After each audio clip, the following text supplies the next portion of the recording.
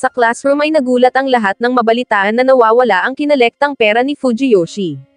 Nakiusap ito sa lahat ng kamag-aral na maghintay dahil baka kung saan lang iyon napalagay. Inisip ng isa na ninakaw niya iyon dahil sa hirap ng buhay nila at dahil nanghihiram din si Fujiyoshi ng mga gamit na hindi na nito naibabalik. Tinawag siya nitong kriminal kaya nagalit siya at nasuntok niya ito. Dumating sa classroom si Onizuka na may hangover pa at tinanong kung anong problema ng kanyang klase. Nalaman niya na naiwala ni Fujiyoshi ang 1,120,000 yen na para sa school trip nila, natigilan si Onizuka at naalala niya ang perang nakuha niya sa jacket niya na ipinangsaya niya kagabi. Inisip niya kung paano napunta sa jacket niya ang eksaktong bilang ng perang iyon. Tinanong siya ni Kunyo kung napapaano siya pero nagkunwari na lang siyang sumasakit ang tiyan niya at saka umalis. Hindi makapaniwala si Onizuka na nawawalan ng pera si Fujiyoshi ng halagang tulad ng nagastos niya kagabi, at dahil wala siyang maalala sa nangyari ay pumunta siya kay Sakurada upang itanong kung anong nangyari. Ayon dito ay namigay siya ng pera, bagay na hindi mapaniwalaan ni Onizuka nang biglang dumating si Fuyutsuki at tumakbo na palayo ang guro kaya tinanong nito si Sakurada kung anong nangyayari. Sa CR ay hindi pa rin makapaniwala si Onizuka sa kanyang ginawa kagabi dahil wala siyang maalala.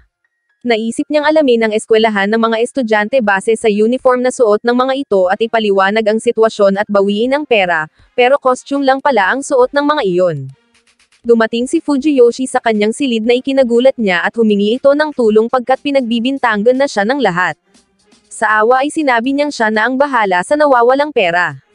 Nagtungo sila sa Loans Yoshida pero 1,000 yen lang ang nautang ni Onizuka dahil sa dami ng hindi pa niya nababayadang bill. Nakiusap si Onizuka pero sinabi ng babae na mabibigyan lang siya ng mas malaking halaga kung magbibigay siya ng collateral tulad ng kondo, lupa o sasakyan. Doon naisip ni Onizuka ang kanyang motor pero 1,000 yen lang ang naidagdag ng babae na ikinagalit ni Onizuka kaya sa huli ay wala silang napala. Nag-isip si Onizuka ng ibang paraan pero sinabi ni Fujiyoshi na ayaw niya nang mapa-trouble ulit si Onizuka at saka umalis. Nang makarating sa lugar na walang tao ay tinawag siya ni Miyabi. Samantala, habang abala sa pag-iisip ay pinuntahan ni Kunyo si Onizuka at ibinalita na nawawala si Fujiyoshi at nag-iwan pa umano ng sulat ng pamamaalam at nagmadaling nagbisikleta paalis ang tatlo. Tinawanan lang sila ni Miyabi at nalaman ni Anko na planado iyon ng mga ito para mapaalis doon ng guro. Patuloy sa paghahanap sina Onizuka hanggang sa hindi na nila alam kung nasaan na sila nang biglang makakita ng poster si Onizuka at pinalitan niya iyon ng mukha ni Fujiyoshi at itinali sa kanya. Maya-maya pa ay tumawag na sila sa kaibigang pulis ni Onizuka dahil wala na silang alam na pwedeng puntahan ni Fujiyoshi. Sinisi ni Onizuka ang sarili kaya nagtaka sina Kunyo, sinabi nito na siya ata ang nakagamit ng pera para sa school trip na ikinagulat ng dalawa. Doon ipinaliwanag ni Onizuka ang nangyari na nakita niya lang iyon sa kanyang jacket pero hindi niya nainisip ang tungkol doon at ginastos na iyon nang yayain siya ni Sakurada pero hindi na niya maalala ang mga nangyari ng gabing iyon. Sinubukan niyang sabihin iyon kay Fujiyoshi pero hindi niya magawa kaya sinisisi niya ang sarili at ipinangako na hahanapin si Fujiyoshi. Sa eskwelahan ay pinagkaguluhan ang nakapaskil na mga litrato ni Onizuka nung oras na lasing siya. Nang makita ang mga litrato ay inisip ni Fuyutsuki na inedit ang mga iyon pero ayon kay Kakuchi ay totoo ang mga litratong iyon. Habang nag-uusap sina Urumi at Kakuchi ay narinig nila ang ibang estudyante na sinabing matatanggal na doon si Onizuka. Sa computer room ay pinag-usapan at napagdugtong-dugtong nila ang tungkol sa nangyari. Nalaman nila na ang kaguluhang nangyari kahapon ay planado at set up para mapatalsik ang guro at kasabwat din si Sakurada. Tinanong ni Kunyo kung sino ang posibleng may gawa niyon. Ayon naman kay Urumi ay nag-iisang tao lang ang galit kay Onizuka at iyon ay si Miyabi. Peke rin ang sulat na umano ay galing kay Fujiyoshi at parte pa rin iyon ng plano.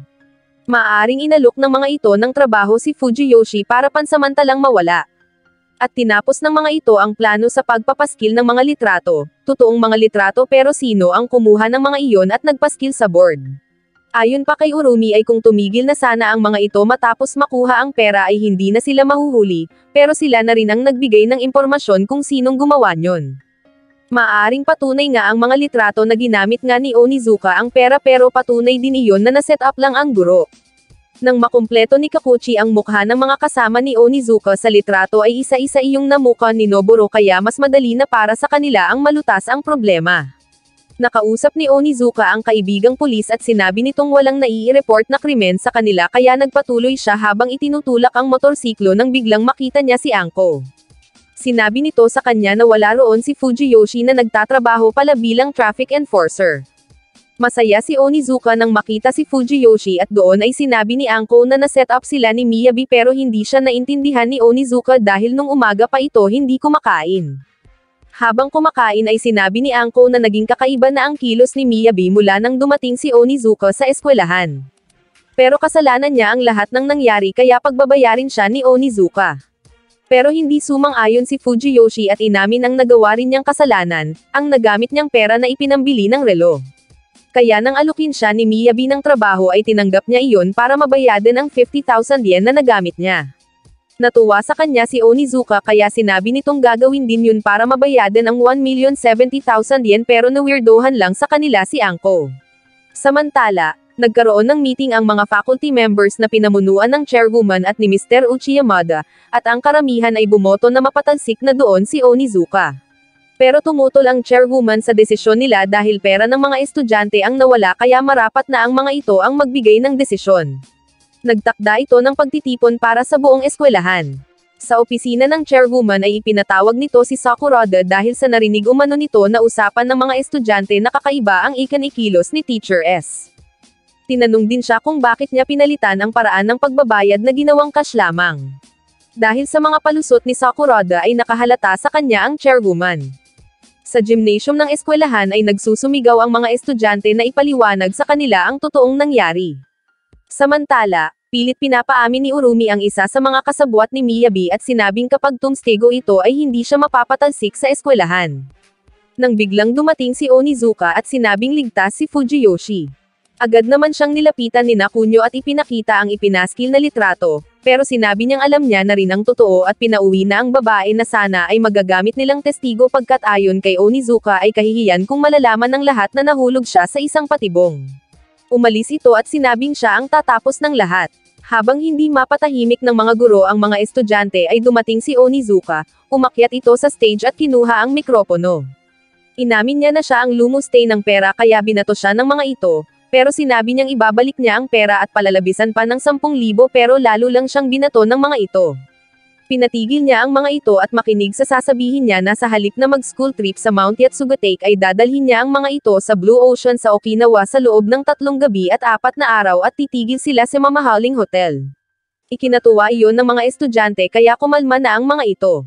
Sinabi ni Kakuchi na sa dami ng estudyante ay aabuti ng 8 million yen ang magagastos ni Onizuka bagay na ikinagulat ni Kunyo dahil simpleng bagay nga ay hindi niyon mabili. Humanga ang chairwoman sa ginawa ni Onizuka at sinabing hahayaan iyon sa gustong gawin dahil nais niyang subaybayan ang abilidad nito bilang guro. Habang naglalakad ay tinanong ni Kunyo si Onizuka kung saan ito kukuha ng malaking halaga ng pera, pero may plano pala ang guro dahil meron itong inaasahan. Meron siyang hawak na winning lottery ticket na nagkakahalaga ng 10 million yen na ginamit na collateral ng kaibigan niya matapos niya itong pautangin ng 100,000 yen. Tinitigan ni Kunyo ang ticket kung totoo ba iyon kaya ipinakita ni Onizuka ang kopya ng dyaryo na may nakalagay na numero, pero sinabi ni Urumi na peke iyon dahil sulat kamay ang mga numero. Laking gulat ni Onizuka at nagalit sa kaibigan. Biglang dumating ang chairwoman at ibinigay sa kanya ang estimate report na 8,230,025 yen na magagastos sa pagpunta nila sa Okinawa na ikinagulat ni Onizuka, at dahil hindi na iyon mababawi ay kailangan niya iyong bayadan sa loob ng 1 linggo kaya napatakbo na lang si Onizuka. Nabalitaan ni Miyabi ang sinabi ni Onizuka at natawa na lang ito. Nang bumaba ay narinig niya ang usapan ng magulang niya tungkol sa masamang kalagayan ng kanilang negosyo. Samantala, habang may kausap sa telepono si Seijima ay sinugod siya ni Onizuka dahil sa kanyang panloloko. Dahil sa takot ay binigyan niya ito ng kapalit na maaari umanong ibenta ni Onizuka sa halagang 100 million yen, pero peke na naman iyon kaya nagalit lalo si Onizuka.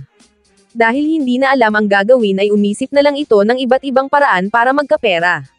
Hanggang sa payuhan siya ni Urumi na manghuli na lang ng tuna na ikinagalit ni Onizuka. Para kay Urumi ay imposible na makahanap siya ng 8 million yen sa loob lang ng 1 linggo pero kailangan talagang gawin iyon ng guro. Sunod na nagpayo si Kakuchi, ang mandaya sa isang laro pero nahuli siya kaya palpak iyon. Walang ibang choice si Onizuka kundi ang magtrabaho at magbaka sakali sa pagtaya sa mga karera. Para kina Noboro ay imposible pa rin na makaipon si Onizuka ng 8 million kahit magdoble kayod pa ito, nang biglang dumating si Miyabi at inasar pa sila.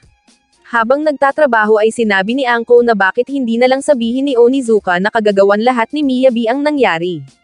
Dumating din si Noboro at inabutan siya ng 60,000 yen na galing sa pinagbentahan ng mga game software nito, at may ibinigay din itong card na naglalaman ng 3 million yen na inipon ng magulang niya para sa kanya. Nagalit sa kanya si Anko dahil pinaghirapan umano iyon ng magulang niya.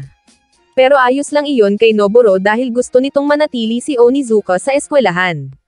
Natigilan si Anko at ibinigay na rin ang card kay Onizuka at pinag-withdraw ng 1 milyon pero sa loob lang ng 1 oras. Iniabot ni Onizuka sa dalawa ang card at sinabing kuhanin na iyon dahil baka mapilitan siyang gamitin nga ang pera ng dalawa. Giit ng dalawa na imposibleng makaipon pa siya dahil 4 na araw na lang ang natitira. Pero hindi kaya ni Onizuka na utangan ang mga estudyante niya kaya sinabi niya na bilang lalaki ay gagawan niya iyon ng paraan at sa kaibigan niya na lang siya lalapit dahil sigurado siya na tutulungan siya nito. Pero nang puntahan niya si Ryuji ay hindi siya pautangin nito dahil may utang pa siya rito kaya nagulat si Onizuka at tinanong kung ano nang nangyari sa maalamat na Onibako pair, at kung doon na ba masisira ang matatag nilang pagkakaibigan. Pero dahil busy si Ryuji ay pinagsaraduhan na niya ng pinto si Onizuka. Samantala, nang makauwi si Miyabi ay nagmadali siyang tumaas dahil naroon daw ang isa niyang kaibigan, si Urumi.